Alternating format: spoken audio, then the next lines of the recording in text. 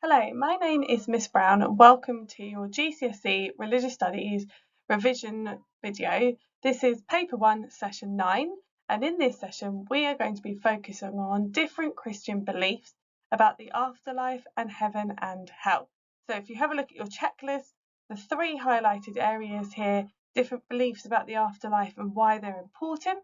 We're going to look specifically at heaven and hell and also at the resurrection of the dead and life after death, and you'll see how these things are closely linked as we go through. So let's begin.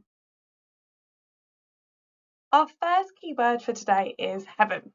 The definition that AQA provide for heaven is belief that after death, Christians can enter a state of being with God for eternity.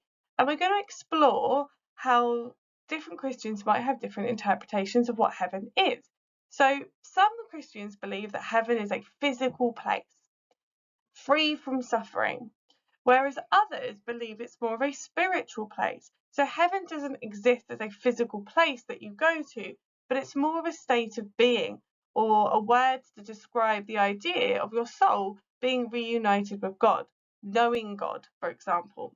So depending on how different Christians interpret the Bible and teachings of the afterlife, there may be a difference about whether heaven is this physical place that you can go to, or whether it's a spiritual state of connecting with God.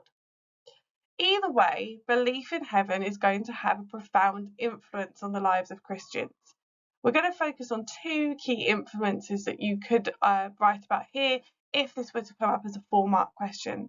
So if you believe in heaven, whether as a physical or a spiritual state of being, one influence here is that Christians may be inspired to do good deeds and to follow the teachings of God. They know they're going to be rewarded if they do this. Secondly, they might feel comfort or hope in the idea that life doesn't end on earth. You can also feel comfort or hope if perhaps they've lost a loved one, and this feeling that they might be in a better place because they've been reunited with God in the afterlife. A quote that you could use to support this links to God's omnibenevolence, which we've talked about in earlier videos. For God so loved the world, he gave his only Son, so that everyone who believes in him will not perish but have eternal life.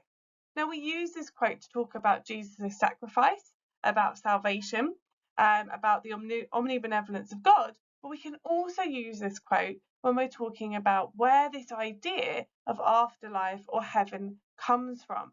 So here you have this very clear message to Christians that after their physical life has ended, where it says they will not perish, their physical life will end, but they will have eternal life.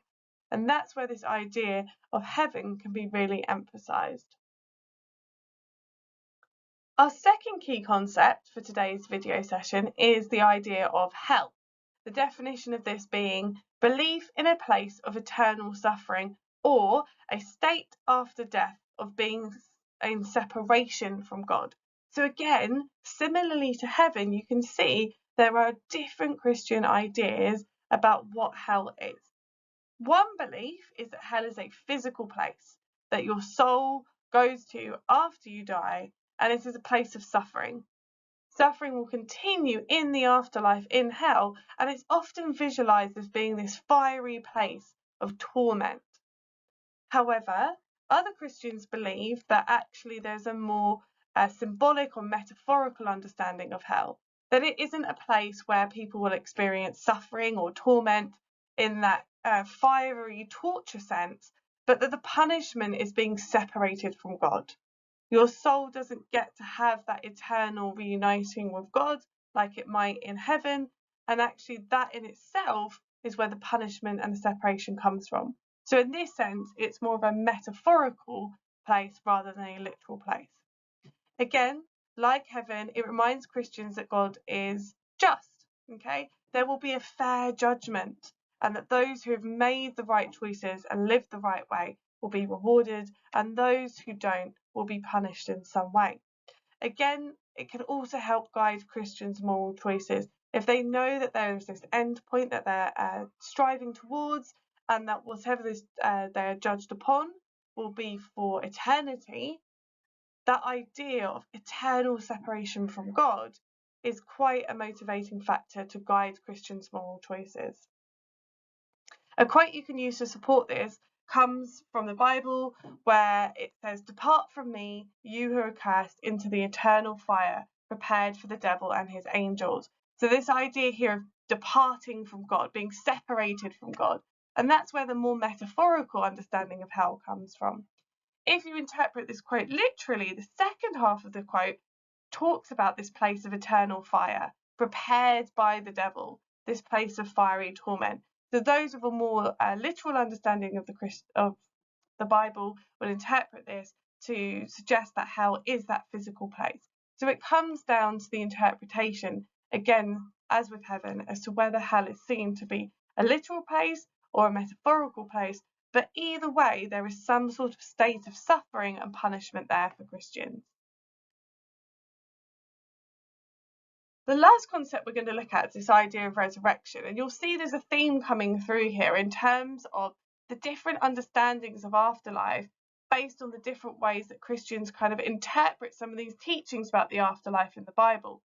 So we know, having looked at Jesus, that he was resurrected from the dead, and that resurrection was both spiritual and physical. It wasn't just his soul that was resurrected according to the Gospels, but his body as well.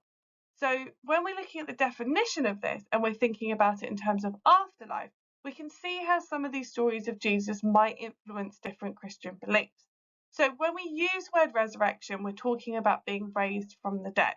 However, the form that this takes in could be either, again, referring to a physical resurrection or a spiritual resurrection, depending on the interpretation. So for many Christians, the fact that Jesus' resurrection was physical and spiritual is proof for them that resurrection is possible for humans too. And some Christians do believe that their resurrection, like Jesus's, will also be physical. However, others believe that it will be spiritual. This is because there's different teachings in the Bible, but this quote here that says, "It is sown a natural body and raised a spiritual body," talks about this idea that the body will somehow be changed from the body that's lived on earth when resurrection happens. So your body starts in this natural form, and then when resurrection happens, it is in a spiritual form. And how that's interpreted by different Christians will lead them to believe in either needing their body for resurrection, or just needing their soul, or that you have this spiritual body for resurrection. It reminds Christians, though, that death is not the end. And again, we've got this theme of comfort and hope. It gives that hope that they will have an afterlife with God made possible because of Jesus.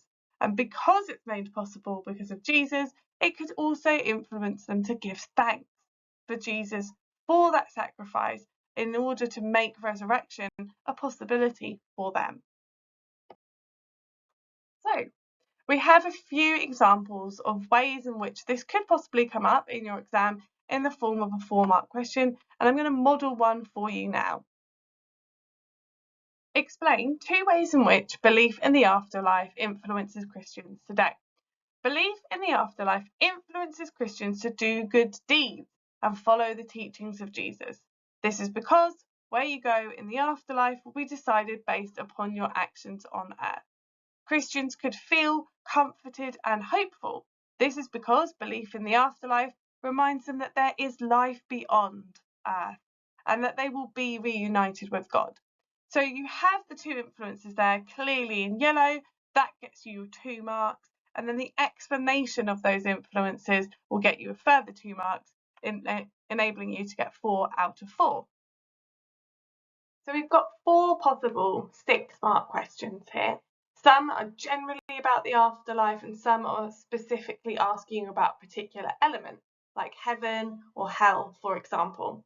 Let's take a look at one together, and then you'll have a chance to come back and try some on your own. Let's take a look at this question about heaven. Explain 2 Christian teachings about heaven, refer to sacred writings or another source of Christian belief and teaching in your answer. Some Christians believe that heaven is a physical place where God resides. It's a place of beauty and peace, free from suffering, and they too will return there to be with God. Other Christians believe that heaven is a spiritual dimension or a state of being. The Bible teaches, "For God so loved the world, he gave his only Son, that whoever believes in him shall not perish, but have eternal life." Some Christians will interpret this teaching to mean that heaven is not a physical place, but a spiritual life with God. So here we have our 2 points. One, that heaven is a physical place, and secondly, that it's a spiritual dimension. We've explained each point with a development. So the quote is the development in that second paragraph. And then we have applied the quote. And of course, as always, we've made sure that we've mentioned that that quote comes from the Bible. Otherwise, we cannot get the mark. So go back to the previous slide now, have a look at some of those other questions, pause the video and have a go at them on your own, try it in time conditions, following a similar structure and see how you get on. Good luck!